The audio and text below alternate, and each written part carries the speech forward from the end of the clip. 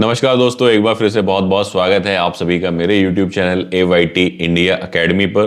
दोस्तों, आज की जो वीडियो है इसके अंदर हम एक बहुत बड़ी समस्या जो एक मैन्युफैक्चरिंग प्लांट के अंदर होती है वो क्या होती है कि मशीन डाउन टाइम का ज़्यादा होना, यानी कि किसी ब्रेक डाउन को ठीक करने में जो है बहुत ज़्यादा समय लग जाता है, जिसमें से सबसे मुख्य कारण कई बारी क्या होता है कि जो स्पेयर पार्ट्स हैं उनकी अवेलेबिलिटी ना होना।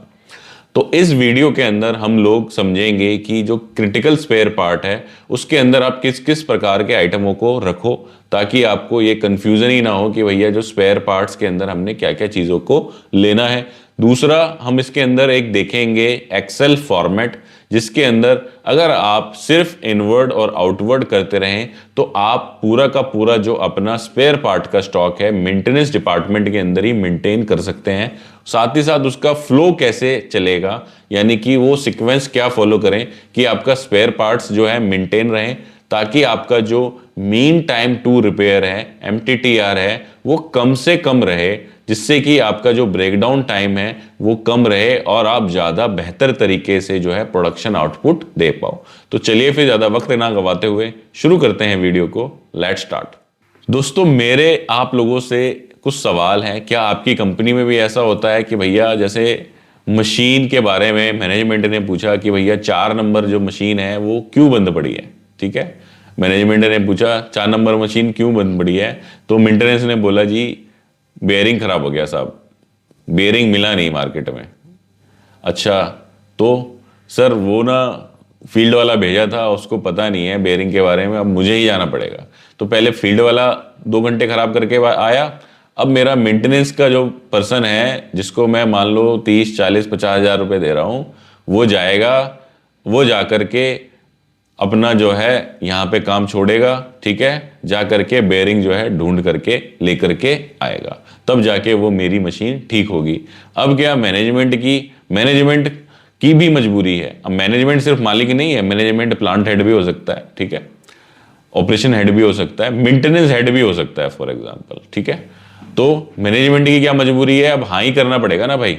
अब उसमें ये तो नहीं कर सकते कि नहीं नहीं मत जाओ तुम, अभी मंगवाते हैं, ये करते हैं। तो पता चला 4 घंटे तो अभी हो गए, 4 घंटे और लग गए, वो पता चला प्रोडक्शन कुछ हुई नहीं। ऊपर से प्रोडक्शन वाले चिल्ला रहे हैं जी हमने आपको जी 4 घंटे से मशीन दे रखी है, कोई सुनवाई नहीं है, यहाँ तो कोई सुनता ही नहीं है प्रोडक्शन की। ये सब ड्रामे, ये सब कहानियाँ चली जा रही हैं। तो ये सब जो समस्याएं हैं इनको हम सॉल्व कर सकते हैं, ऐसा नहीं है, इनका सही तरीका भी है। अब हो सकता है कुछ लोगों को लगे अरे यार ये तो थ्योरी समझा रहा है। थ्योरी नहीं है, हर चीज़ प्रैक्टिकल होती है, लेकिन उसमें मेहनत लगती है, करना नहीं चाहते लोग बाग, इसलिए बोल देते हैं ये तो कहानी है, ये तो थ्योरी है, और इस तरीके की चीज़ें बोलते हैं और कमेंट्स भी इस तरीके के कई बारी लिख देते हैं। लेकिन हर चीज़ पॉसिबल है, और ये नहीं है कि मैं आपको अपने दिमाग से कोई चीज़ समझा रहा हूँ।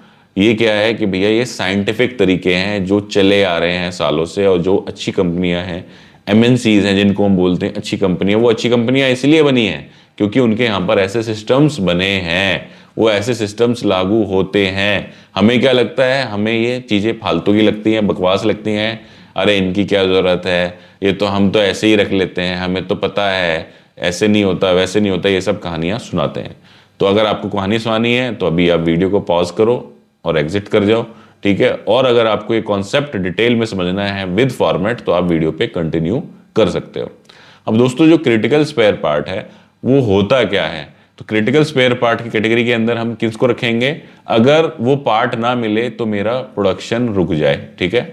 फॉर एग्जाम्पल, कोई ऐसा स्पेयर पार्ट है जो आसानी से कंपनी के अंदर नहीं मिलेगा, जिसके अंदर क्या हो सकता है, कोई स्पेशल साइज का जो है वो क्या हो सकता है, बेयरिंग हो सकता है, ठीक है, जो कॉमनली कंपनी में यूज़ नहीं हो रहा, फैक्ट्री में यूज़ नहीं हो रहा।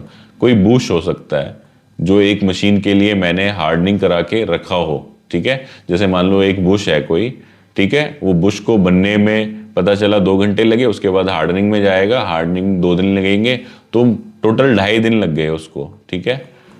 अब 2.5 दिन का तो टाइम है नहीं मेरे पास, जब मशीन खराब होगी तो वो तो मुझे तुरंत ठीक करनी है, तो ऐसे पार्ट्स भी मेरे को रखने पड़ेंगे। वो कौन से होते हैं, उनका लीड टाइम ज़्यादा होना, ठीक है, कि भैया पार्ट तो कम का है, मान लो 500 रुपये में बुश तैयार हो जाएगा, ठीक है, लेकिन उसका लीड टाइम इतना ज़्यादा है कि मैं उसको अफोर्ड ही नहीं कर सकता।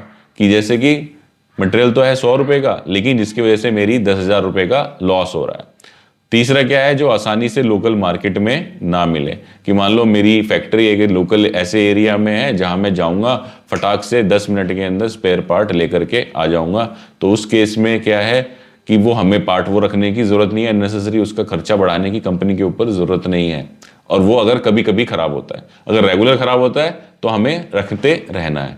तो इसका मतलब ये नहीं है कि सिर्फ मैं ऐसे ही पार्ट्स रखूंगा जो इस कैटेगरी में आते हैं, लेकिन जैसे कुछ नट बोल्ट्स हैं, कुछ बेल्ट्स हैं, कुछ बेयरिंग्स हैं जिनका लीड टाइम भी कम है और लोकल मार्केट में भी अवेलेबल है, तो उनका भी हम बेयर मिनिमम एक स्टॉक रखें, ताकि बार बार जो हमारा फील्ड पर्सन है उसको ना भागना पड़े। उससे कई बार क्या होता है, अगर हमें दुकान ही बंद मिल गई तो भी हमारा जो है लॉस टाइम बढ़ गया।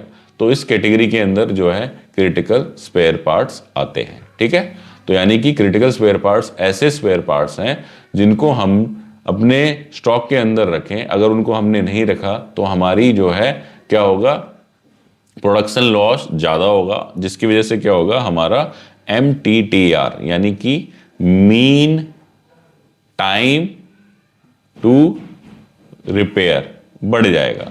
अब मीन टाइम टू रिपेयर क्या होता है, सपोज हमारी कंपनी के अंदर पूरे मंथ के अंदर कितना 100 आवर्स का ब्रेकडाउन हुआ, ठीक है, और टोटल नंबर ऑफ ब्रेकडाउन कितने थे, 10 ब्रेकडाउन थे। तो MTTR क्या होता है, MTTR होता है down time divided by number of failures.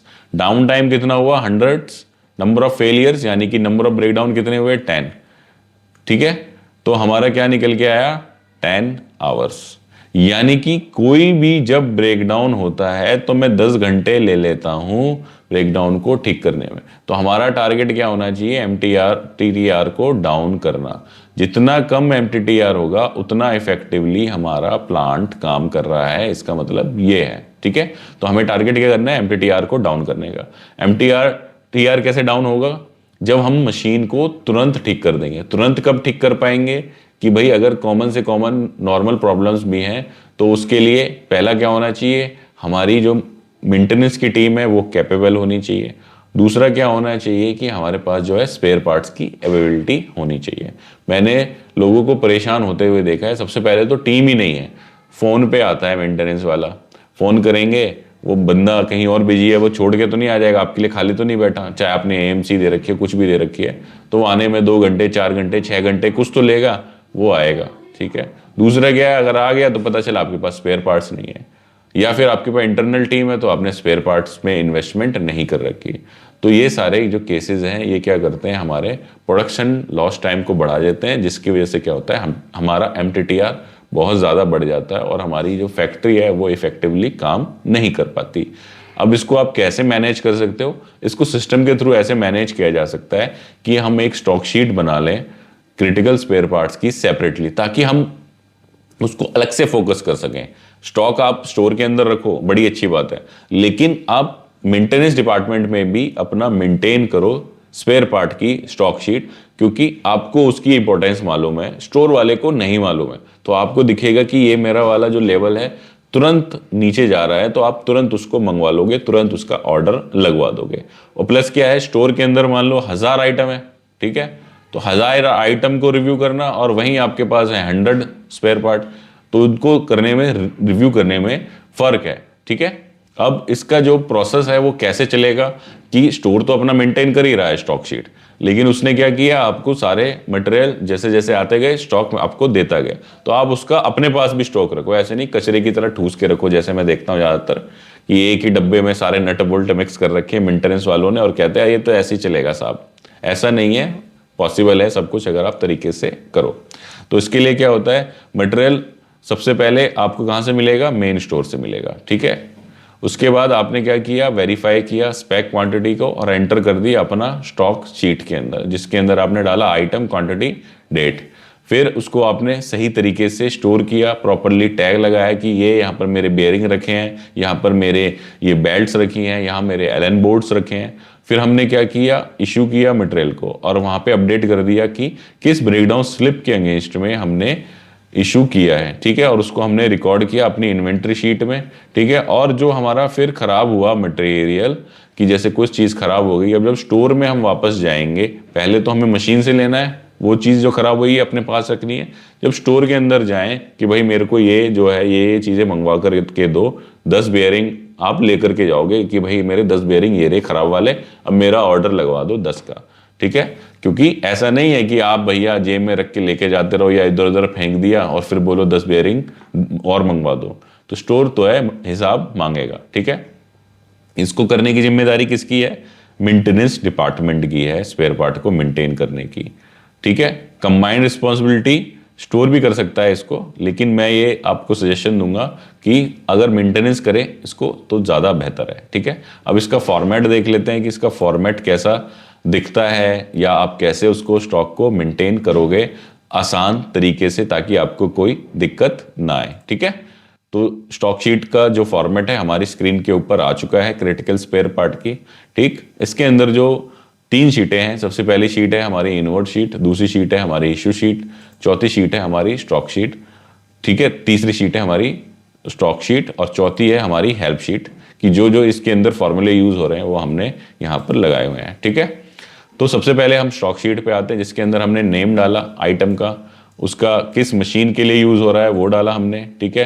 Specification डाला। स्पेसिफिकेशन का क्या मतलब है, जैसे एसी कॉन्ट्रैक्टर है तो एसी कॉन्ट्रैक्टर तो 36 तरीके के आते हैं, एमसीबी 4 पोल की तो 36 तरीके की आती है, एफआरएल तो 36 तरीके के आते हैं। तो यहां पर क्या किया हमने, स्पेक डाल दिया, ठीक है। एसी कॉन्ट्रैक्टर 220-50 हर्ट्ज, ठीक है। एमसीबी पोल 40 एम्पियर 10 के, ठीक है। एफआरएल AW 2000 4000, ठीक है। सेंसर है तो 18 mm PNP सेंसर, देखो है तो ये सारे सेंसर ही, लेकिन सब अलग अलग स्पेक के हैं, ठीक है।